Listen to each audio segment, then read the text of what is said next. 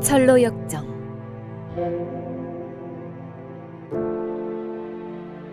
두 번째.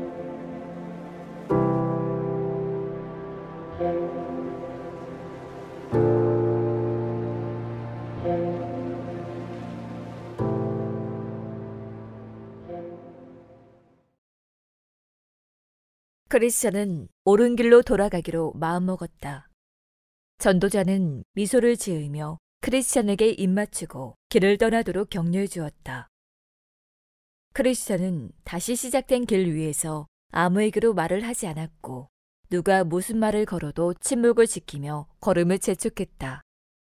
그는 금지된 지역을 벗어나는 내내 그렇게 할 수밖에 없었다. 세속현자의 꿰매 빠져 떠난 본래의 길에 다시 들어설 때까지는 안심할 수가 없었기 때문이었다. 마침내 그는 좁은 문 앞에 도착했다. 문에는 이런 글이 쓰여 있었다. 문을 두드리라. 그리하면 너희에게 열릴 것이니. 크리스천은 여러 번 문을 두드리며 말했다. 들어가도 될까요? 저는 비록 죄를 지어 이 문 안에 들어갈 자격이 없지만 그럼에도 불구하고 가엾은 저에게 기회를 주시겠습니까? 저를 받아주신다면 높이 계신 하나님을 영원토록 찬양하겠습니다. 마침내 선이라고 하는 그럼한 얼굴의 남자가 나와 크리스천에게 어디서 온 누구며 무슨 일로 이곳에 왔는지 물었다. 저는 무거운 짐을 진 불쌍한 죄인입니다. 멸망의 도시에서 살았는데 다가올 진노를 피하고자 시온산으로 가는 중입니다. 선생님, 그곳으로 가려면 이 좁은 문을 지나야 한다고 들었는데 들어가도 되겠습니까? 대담하다요. 자, 어서 들어오십시오.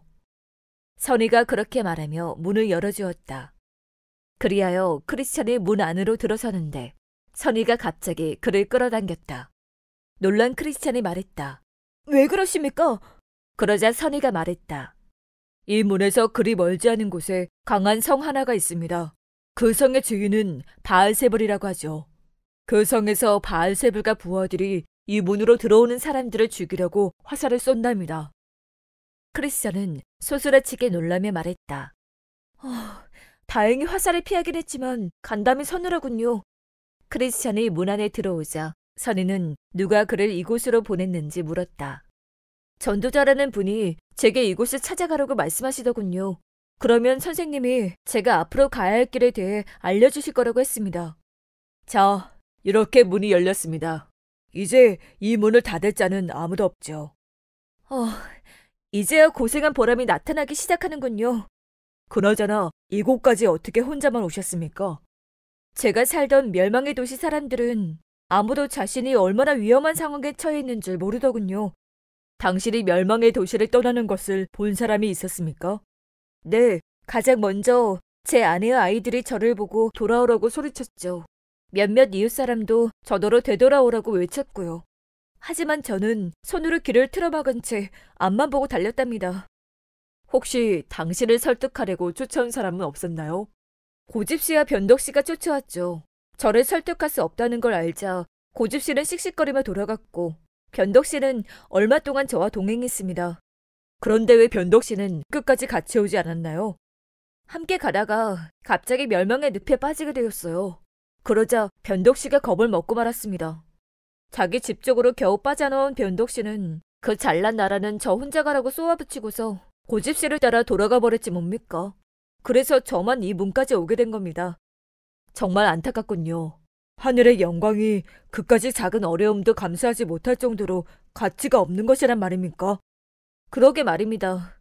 하지만 솔직히 저도 변덕씨와 다를 바가 없습니다. 그 사람처럼 집으로 되돌아가지는 않았지만 세속현자의 게임에 넘어가 죽음의 길로 들어섰으니 말입니다.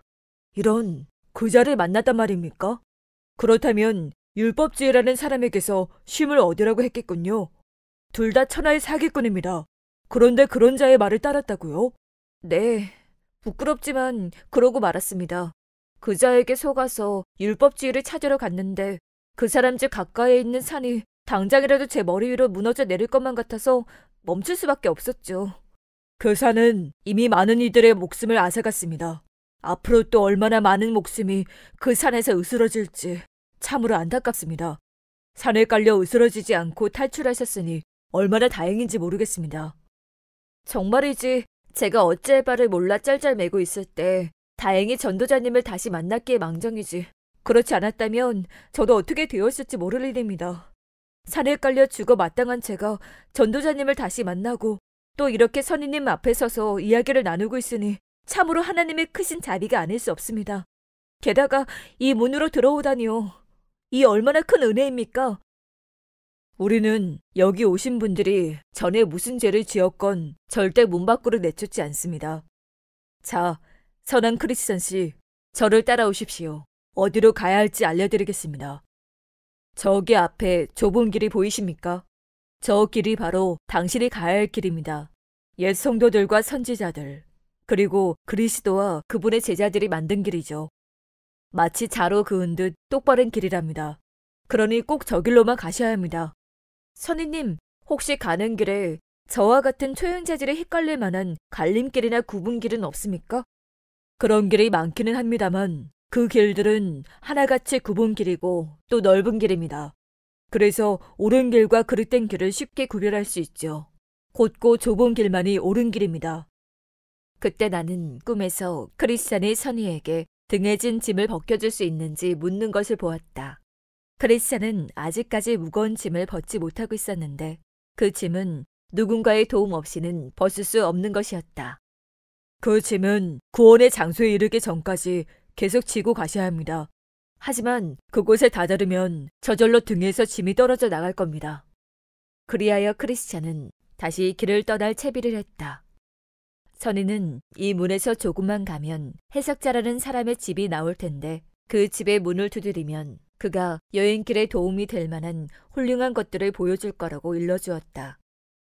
크리스찬이 작별 인사를 하자 선희는 하나님의 이름으로 그를 축복해 주었다. 이윽고 해석자의 집에 도착한 크리스찬은 몇 번이나 문을 두드렸다. 마침내 한 사람이 문을 열고 나와서 무슨 일로 왔냐고 물었다. 저는 이 길을 지나가는 순례자입니다. 이 집의 주인을 잘 아시는 분이 이곳을 꼭 찾아가 보라고 해서 왔습니다. 실례합니다만 이 집의 주인을 뵐 수 있을까요?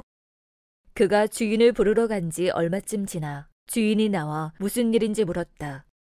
선생님, 저는 멸망의 도시를 떠나 시온산으로 가는 순례자입니다.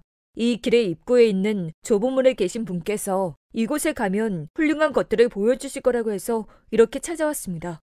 제 여행에 큰 도움이 될 거라고 하시더군요. 어서 들어오세요. 당신에게 도움이 될 만한 것을 보여드리죠. 해석자는 하인에게 초를 켜라고 한 뒤 크리스찬에게 따라오라고 손짓을 했다. 해석자는 크리스찬을 한 비밀스러운 방으로 안내하더니 하인에게 문을 열라고 명했다. 문이 열리자 매우 고귀한 사람의 초상화가 벽에 걸려있는 것이 보였다. 초상화 속 인물의 모습을 가만히 보니 눈은 하늘을 향하고 있고 손에는 귀한 책이 들려있으며 입술에는 진리의 법이 쓰여있고 세상은 그의 등 뒤에 있었다. 그는 머리에 금 면류관을 쓰고 마치 사람들에게 무언가를 간청하는 듯한 모습으로 서 있었다. 이 그림은 무엇을 의미합니까? 이 그림은 이 세상에 다시 없을 고귀한 인물의 초상화입니다. 이분은 자녀를 낳을 수 있기에 해산의 고통을 아시며 친히 자녀를 돌보시는 분입니다.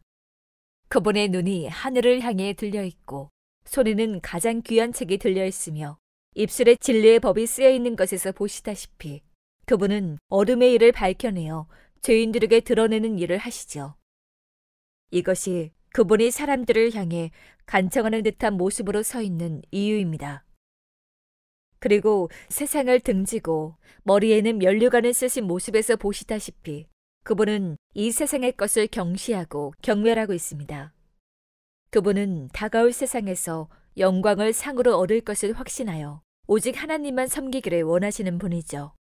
제가 이 그림을 가장 먼저 보여드린 것은 그림 속의 인물이 당신이 가려는 곳의 주인이 인정하신 유일한 안내자이기 때문입니다. 당신이 여정 가운데 만날 온갖 난관을 너끈히 극복하도록 그분이 잘 안내해 주실 것입니다. 그러니 옳은 길로 인도할 것처럼 말하지만 사실상 사망의 길로 이끄는 자들에게 넘어가지 않도록 제가 보여드린 그림의 주인공을 잘 기억하십시오. 여기까지 말한 해석자는 크리스찬의 손을 잡고 한 번도 청소한 적이 없는 듯 먼지가 수북이 쌓인 아주 큰 방으로 안내했다. 해석자는 그곳을 잠시 살피더니 하인에게 청소를 시켰다. 하인이 방을 빗자루로 쓸기 시작하자 먼지가 어찌나 날리는지 크리스찬은 거의 질식할 지경이 되었다. 그러자 해석자는 옆에 서 있던 소녀에게 말했다. 어서 물을 가져다 뿌려라. 소녀가 물을 뿌리고 나자 먼지는 가라앉았고 방을 깨끗이 치울 수 있었다. 이건 무슨 의미입니까? 이 방은 복음의 은혜로 정화되지 않은 사람의 마음이랍니다. 먼지는 원죄, 곧 사람을 더럽게 만드는 내적 부패를 의미하죠. 처음 방을 쓸기 시작한 자는 율법입니다. 물을 가져와 뿌린 소녀는 복음이고요. 자, 보셨다시피 첫 번째 인물이 방을 쓸기 시작하자마자 먼지가 정신없이 휘날려 깨끗해지기는커녕 오히려 방 안에 있는 모든 사람을 숨막히게 만들었지요. 이건 율법이 마음의 죄를 깨끗하게 할 수 없고 오히려 죄가 영혼 속에서 더 기승을 부리게 만든다는 걸 의미합니다. 율법은 죄를 깨우치고 금하기는 하지만 죄를 없애주지는 못하죠. 반면에 소녀가 방에 물을 뿌리자 방 안이 기분 좋게 깨끗해졌습니다. 이것은 복음이 사람의 마음에 귀한 영향력을 발휘하면 소녀가 바닥에 물을 뿌려 먼지를 가라앉힌 것처럼 복음에 대한 믿음을 통해 죄가 뿌리 뽑혀 사라지고 영혼이 깨끗해진다는 뜻입니다. 그리하여 그의 영혼은 영광의 왕이 거하시기에 적합한 상태가 되죠. 나는 꿈에서 해석자가 크리스찬의 손을 잡고 이번에는 작은 방으로 안내하는 것을 보았다. 방 안에는 두 아이가 각자 자기 의자에 앉아 있었다. 둘 가운데 형의 이름은 정욕이고 동생의 이름은 인내였다. 정욕은 얼굴에 불만이 가득 차 보였지만 인내는 더없이 차분했다. 그들을 유심히 바라보던 크리스찬이 물었다. 정욕이란 아이가 불만에 가득 차 보이는 이유는 무엇인가요? 해석자는 이렇게 대답했다. 저 아이들의 아버지가 내년에 가장 좋은 선물을 줄 테니 기다리라고 했죠. 하지만 정욕이란 녀석은 당장 달라고 떼를 쓰고 있고 인내는 기꺼이 기다리고 있습니다. 그때 어떤 사람이 정욕에게 다가와 그 발밑에 보물이 가득 든 자루를 쏟았다. 그러자 정욕은 냉큼 보물을 움켜쥐고 인내를 향해 자랑하며 조롱했다. 하지만 그는 얼마 안 있어 바른 것을 흥청망청 다 써버리고 남은 것이라고는 다 해진 천조각뿐인 인생이 되었다. 이 방 안의 두 아이는 또 무엇을 의미하는지 자세히 설명해 주시겠습니까? 이 두 아이는 비유입니다. 정욕은 이 세상에 속한 사람들을 비유하고 인내는 다가올 세상에 속한 사람들을 비유하죠. 정욕은 당장 눈앞에 보이는 이익을 좋아합니다. 지금 이 세상에서 모든 걸 누리려고 하는 자들이죠. 바로 세상에 속한 사람들이 그와 같죠. 그들은 지금 당장 좋은 것을 다 가져야 직성이 풀리는 자들입니다. 도무지 내년까지, 곧 다음 세상까지 기다릴 줄 모르죠. 다가올 세상에서 더 좋은 것을 얻는다는 증언이 넘쳐나는데도 숲속의 두 마리 새보다 당장 내 손 안에 있는 한 마리 새가 낫다라고 말하는 자들이랍니다. 하지만 보시다시피 정욕이란 녀석은 금세 모든 것을 탕진해버리고 남은 것이라고는 누더기 1000조각뿐인 신세로 전락했습니다. 이 세상에 속한 자들은 이처럼 세상의 끝에서 모두 그렇게 자멸하고 말 겁니다. 그렇다면 인내야말로 지혜로운 자로군요. 정욕이 누더기만 만지작거릴 때 인내는 가장 좋은 것을 누릴 테니까요. 여기서 끝이 아닙니다. 이 세상의 영광은 흔적도 없이 사라져버리지만 내세의 영광은 영원합니다. 정욕은 좋은 것을 먼저 가졌다고 인내를 비웃었지만 마지막에 진정으로 웃는 자는 인내가 될 것입니다. 먼저 좋은 것을 차지한 사람은 결국 나중에 올 사람에게 자리를 내어줘야 하기 때문입니다. 하지만 맨 마지막에 차지하는 사람은 그 누구에게도 자리를 내줄 필요가 없죠. 마지막에 뒤에 올 사람은 없으니 말입니다. 제 몫을 먼저 챙긴 사람은 연기처럼 사라질 일시적인 즐거움을 누릴 뿐이지만 자신의 몫을 마지막까지 인내로 기다린 사람은 그것을 영원히 누릴 수 있습니다. 그래서 부자에 관한 이런 말이 있는 것이죠. 너는 살았을 때에 좋은 것을 받았고 나사로는 고난을 받았으니 이것을 기억하라. 이제 그는 여기서 위로를 받고 너는 괴로움을 받느니라. 현재의 것을 탐하기보다 다가올 것을 인내로 기다려야 하는군요. 바로 그렇습니다. 보이는 것은 잠깐이요. 보이지 않는 것은 영원하기 때문입니다. 하지만 현재의 것과 우리의 정욕은 너무도 가깝고 장래의 것과 우리의 정욕은 너무 다르기 때문에 우리는 자꾸만 현재의 것에 이끌리고 장래의 것을 멀리하게 된답니다. 이번에는 해석자가 크리스찬의 손을 잡고 불이 타오르는 벽난로로 데려갔다. 그 옆에선 한 사람이 불을 끄려고 계속해서 물을 붓고 있었지만 신기하게도 불은 꺼지지 않고 오히려 점점 더 활활 타올랐다. 이것은 무슨 의미인가요? 이 불은 10년 가운데 이루어지는 은혜의 역사랍니다. 불을 끄려고 물을 뿌리는 자는 바로 마귀죠. 하지만 보라시피 불은 상관없이 더 활활 타오르고 있습니다. 자, 그 이유를 확인해 보시죠. 해석자는 크리스찬을 벽의 뒤쪽으로 데려갔다. 크리스찬이 보니 그곳에는 한 사람이 기름통을 들고 서 있었다. 그는 비밀스럽게 계속해서 불에 기름을 붓고 있었다. 기름을 붓고 있는 이분은 누구신가요? 우리 마음속에 시작된 하나님의 역사 위에 은혜의 기름을 부으시는 그리스도이십니다. 마귀가 어떤 공작을 부려도 그리스도 덕분에 자녀들의 영혼은 변함없이 은혜 가운데 거할 수 있습니다. 그리스도께서 벽 뒤에 서 계신 것은 우리가 시험을 받는 동안에는 우리 영혼 속에서 일어나는 은혜의 역사에 대해 알기 힘들다는 점을 의미합니다. 내가 꿈에서 보니 이제 해석자는 다시 크리스찬의 손을 잡고 이번에는 아주 멋진 곳으로 안내했다. 그곳에는 웅장하고도 아름다운 궁전이 있었다. 그 궁전을 본 크리스찬은 황홀함에 넋이 나갈 정도였다. 그런데 가만히 보니 궁전 위에는 어떤 자들이 모두 금빛 옷을 입고 거닐고 있었다. 우리도 저 아름다운 궁전에 들어갈 수 있습니까? 크리스찬이 묻자 해석자는 그를 궁전 문 앞으로 데려갔다. 놀랍게도 문 앞에는 수많은 무리가 모여 있었다. 그런데 이상한 것은 다들 궁전 안으로 들어가고 싶어하는 눈치인데 누구 하나 시도하는 이가 없었다. 한편 궁전 문에서 조금 떨어진 곳에 탁자 앞에 앉은 한 사람이 보였다. 그는 앞에 책 한 권과 잉크병을 놓고 궁전에 들어가려는 이들의 이름을 적고 있었다. 갑옷을 입은 여러 사람이 문 앞을 지키고 있는 모습도 보였다. 누구라도 문으로 다가서면 가만히 두지 않겠다는 듯 살벌한 분위기였다. 크리스찬은 어찌할 바를 몰라 멍하니 서 있었다. 모두가 무장한 군사들이 무서워서 뒷걸음을 치던 그때 마침내 매우 용감해 보이는 얼굴의 남자가 탁자 앞에 앉은 사람에게 다가와 말했다. 내 이름을 적어주십시오. 그가 이름을 적자 남자는 검을 뽑고 투구를 쓰더니 무장한 군사들이 지키고 있는 문을 향해 돌진했다. 하지만 안타깝게도 그는 군사들의 반격에 나가 떨어지고 말았다. 그런데 그는 포기하기는커녕 더없이 맹렬하게 달려들며 검을 휘둘렀다. 그렇게 그는 많은 상처를 입으면서도 방어막을 뚫고 한 걸음씩 궁전을 향해 나아갔다. 그러자 금빛 옷을 입고 궁전 위를 걷던 사람들과 궁전 안의 사람들이 모두 기뻐하며 큰 소리로 외쳤다. 들어오라! 들어오라! 영원한 영광을 얻으리라!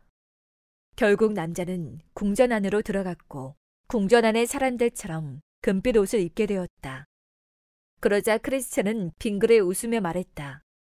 이건 무슨 의미인지 알 것 같군요. 이제 저는 다시 길을 떠나야겠습니다. 크리스찬이 말하자 해석자가 고개를 내저었다. 아직 더 보여드릴 것이 있습니다. 이것까지 보고 가십시오.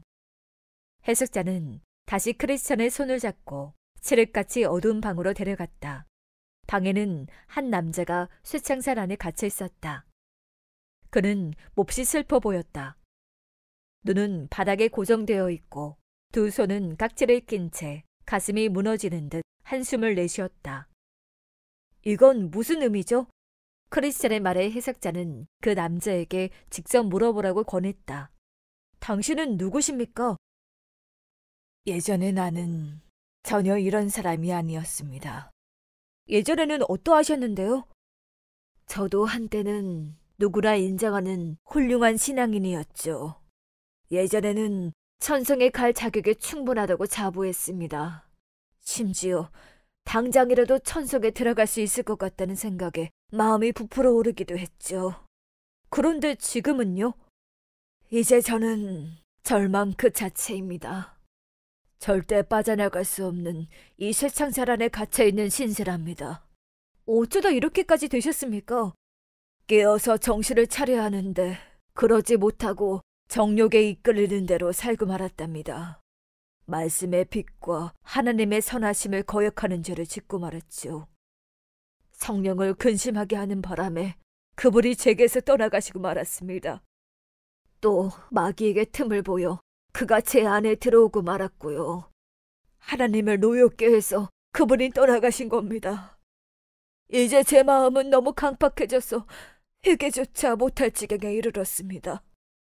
크리스찬은 해석자에게 저 사람에게는 아무런 희망이 없나요? 라고 물었다.